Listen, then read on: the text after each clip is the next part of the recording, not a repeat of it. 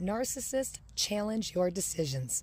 Grooming tactics used by narcissists and highly manipulative people.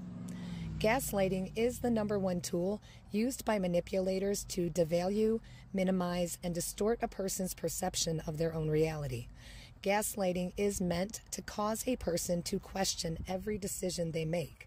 This then causes the victim or target to end up going to their abuser to make their decisions for them. Narcissists and manipulators test their targets in multiple ways. Challenging your decisions through gaslighting is an excellent test to gauge if you are able to be groomed for devaluation. Narcissists also see people as property, which means they believe they have ownership over a person's decisions.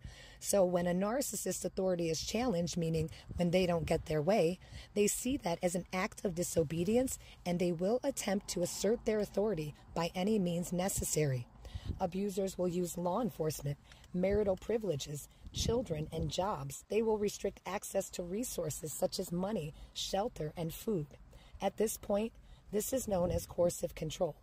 Abusers will attempt to isolate their victims through forms of devaluation and humiliation, involving law enforcement publicly, using smear campaigns, or sharing a person's personal business are forms of humiliation meant to isolate the victim from anyone that will validate the victim's experiences. However, if you have firm boundaries, refuse to defend your decisions, and refuse to internalize the manipulator's projections and gaslighting, the manipulator or abuser will recognize this immediately, and they will either discard you or they will continue to test you.